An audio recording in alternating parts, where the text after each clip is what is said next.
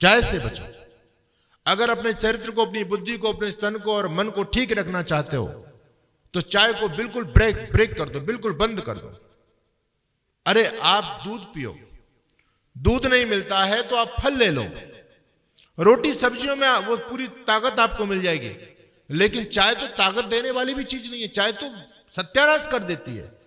बहुत से लोग तो ये कहते हैं स्वामी जी हम तो चाय वाय तो क्या है, हम तो बस नाम मात्र की चाय होती है, दूध में ही पत्ती डाल लेते हैं, बस दूध ही होता है जी। अरे मैंने कहा तुमने दूध का भी सत्यानाश कर दिया, दूध में पत्ती डाल करके दूध का भी सत्यानाश कर दिया। 1 क्विंटल दूध लेना, 1 क्विंटल, आज प्रैक्टिकल कर लेना आप लोग। 1 क्विंटल दूध ले लो और उसमें 100 ग्राम चाय की पत्ती डाल दो, दूध को गर्म कर लो और उसको जमा दो, दही बना दो उसकी। उसके बाद दही को चलाओ, उसमें 1 छटांग घी भी नहीं निकलेगा, 1 छटांग घी नहीं निकल सकता। दूध का भी सत्यानाश कर दिया उसमें डाल करके। इसलिए कभी भी ना चाय पीनी, ना चाय किसी को पिलानी, है ना। और ये अंडे संडे बिल्कुल बंद। आप यदि खाना चाहते हो, देखो प्रयास करो। अंग्रेज कितने जाहिल थे, कितने दुष्ट थे। उन लोगों ने ऐसी ऐसी चीजें हमारे परिवार से हटा दी जो चीज हमको स्वास्थ्य दे रही थी, हमको संस्कृति का ज्ञान दे रही थी, जिन चीजों से हमारी भलाई थी, जिन चीजों में, उन चीजों को अंग्रेज लोगों ने हमसे दूर कर दिया।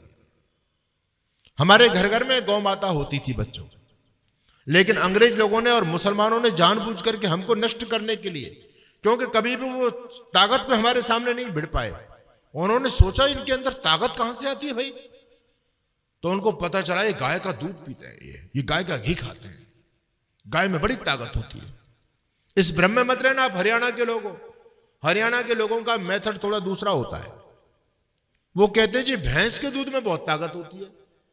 अरे भैया ताकत भैंस के दूध में नहीं होती, ताकत गाय के दूध में होती है। और कैसे होती है मैं आपको प्रमाण देता हूं, सिद्ध करता हूं आपके बीच में।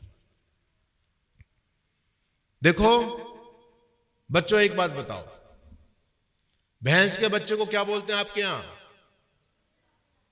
अरे नहीं भाई, बछड़ा तो गाय के बच्चे को बोलते हैं,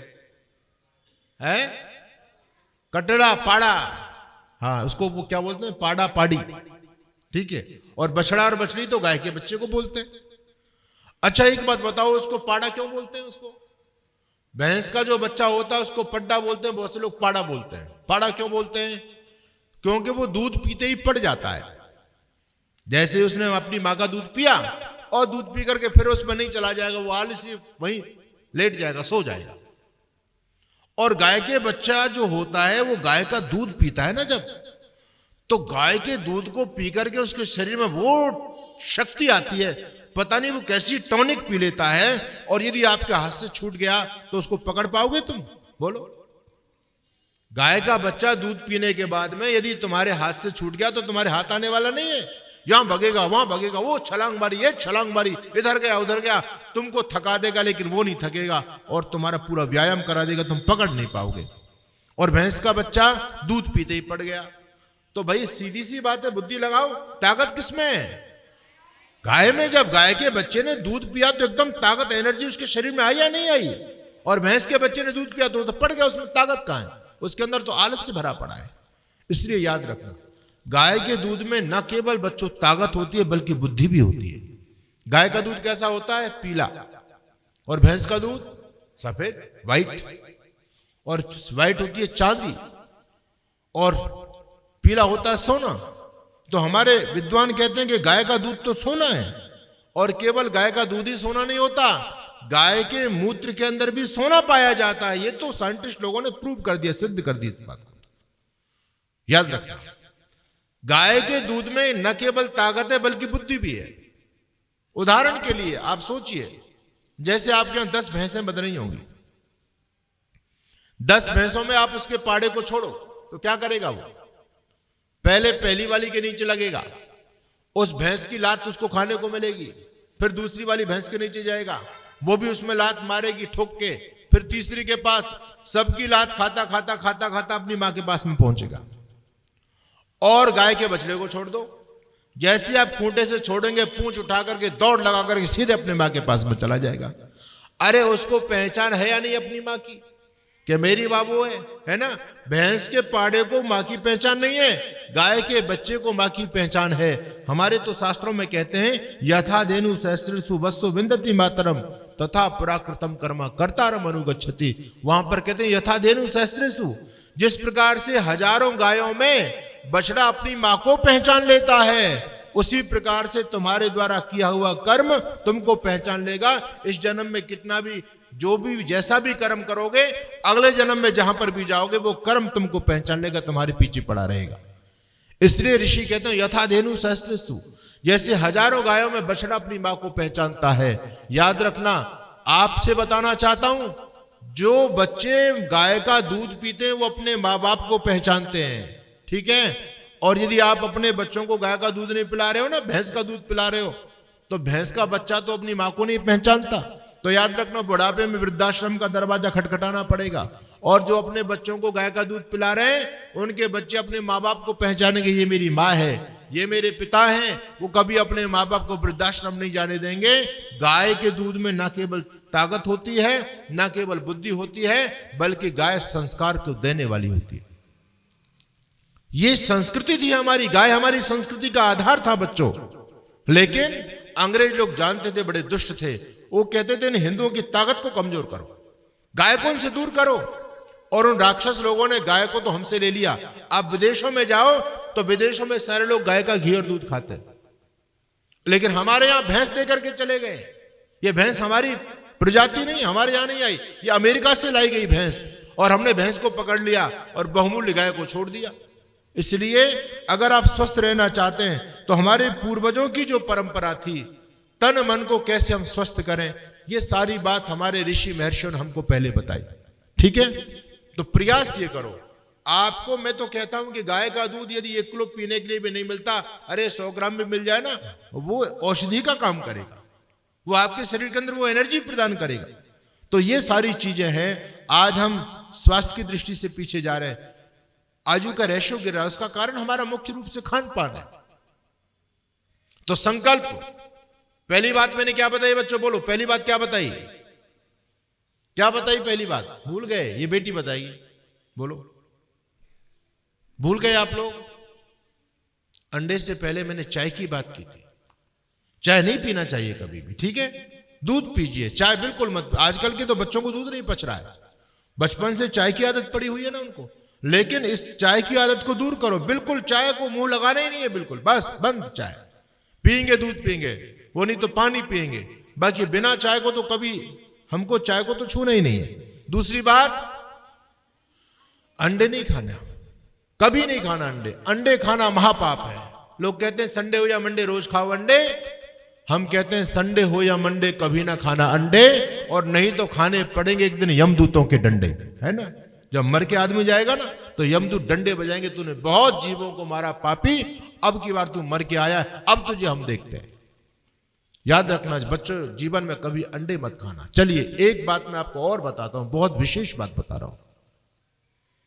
आप हो सकता है कुछ बच्चे ऐसे भी हों जो चाय नहीं पीते हो, कुछ बच्चे ऐसे भी हों जो अंडे नहीं खाते हों, लेकिन एक बीमारी तो सब बच्चों में मिलेगी कंप्लीटली, और बच्चों में नहीं बड़े लोगों में भी मिलेगी।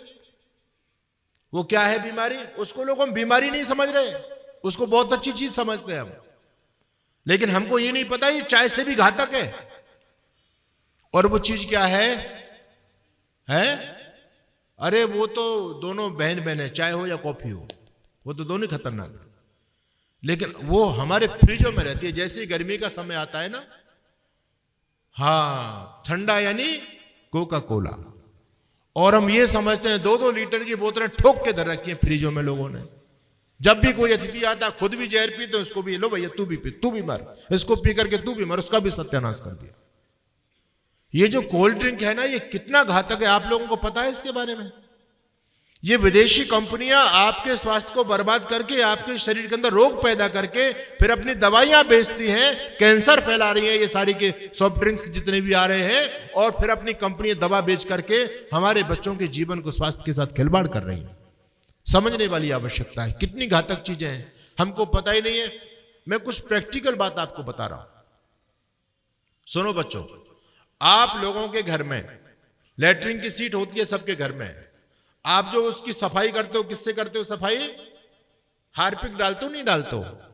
पहले तेजाब डालते थे, आजकल हार्पिक आ रहे हैं। हार्पिक डाल करके और ब्रश लगा करके एकदम चमाचम हो जाती है। कितनी भी गंदी सीट हो, हार्पिक डालो और साफ कर दो। यानी आप ये देखो हार्पिक के अंदर कितना ज्यादा केमिकल होता है ना, कितना ज्यादा कास्टिक होता है कि वो गंदी सीट को एकदम चमचमा देता है। लेकिन अब की बार आप ये सोचना बच्चों, अब की बार हार्पिक से मत करना। अब की बार आप कोका कोला की एक बोतल ले लेना और जैसे आप सीट पर हार्पिक डालते हैं वैसा कोका कोला डाल देना और 5 मिनट के बाद में ब्रश लगाओ।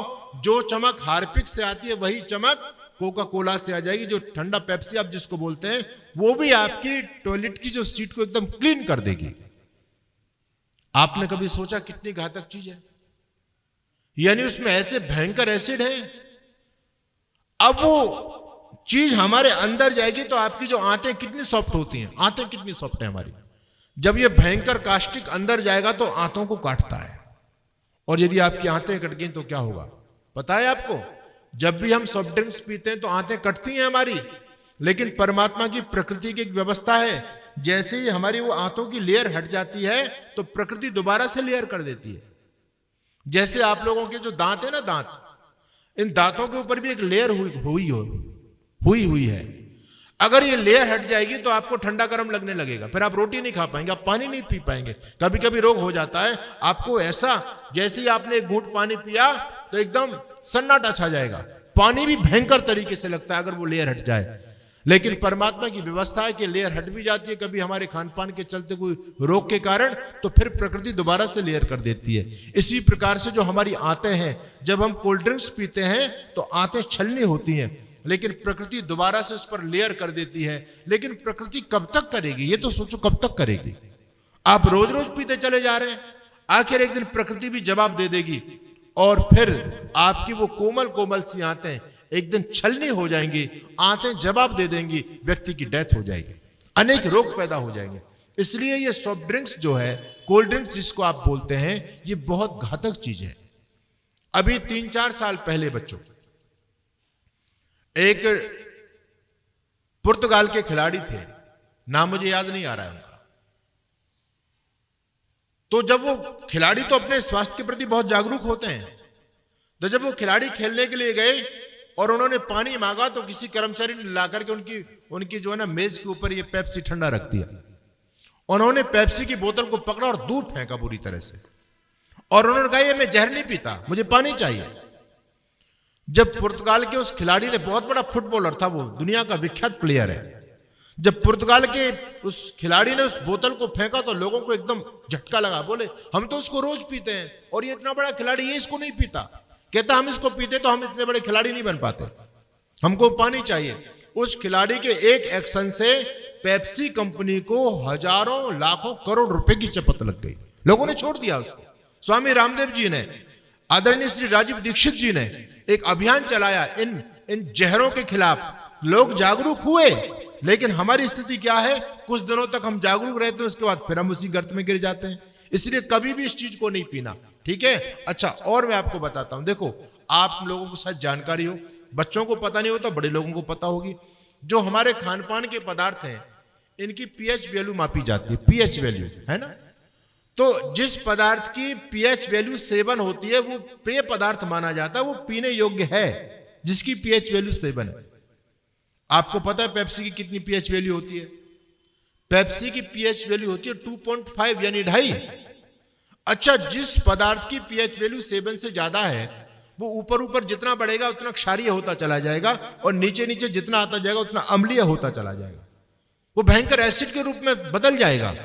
अब जब हमारे शरीर के लिए जो पीएच वैल्यू 7 वाला पदार्थ अनुकूल है, आप पीएच वैल्यू 2.5 वाला पी रहे हैं, तो वो आपके शरीर में क्या साइड इफेक्ट दिखाएगा, आपने कभी नहीं सोचा होगा।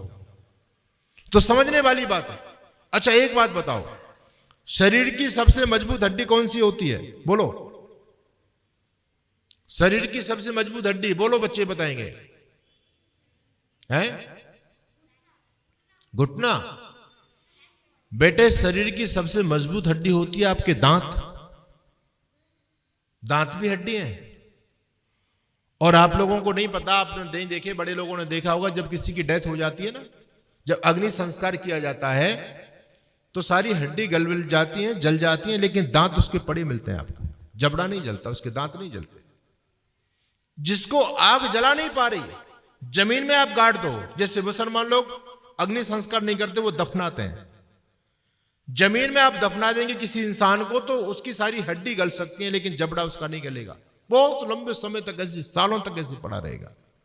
जिसको मिट्टी नहीं गला पा रही है, पानी नहीं गला पा रहा है, जिसको अग्नि नहीं जला पा रही है, आप पेप्सी की बोतल लेना और यदि आपको किसी का दांत मिल जाए, उस दांत को डाल देना, 1 महीने के अंदर दांत का पता नहीं चलेगा कि दांत कहां गया।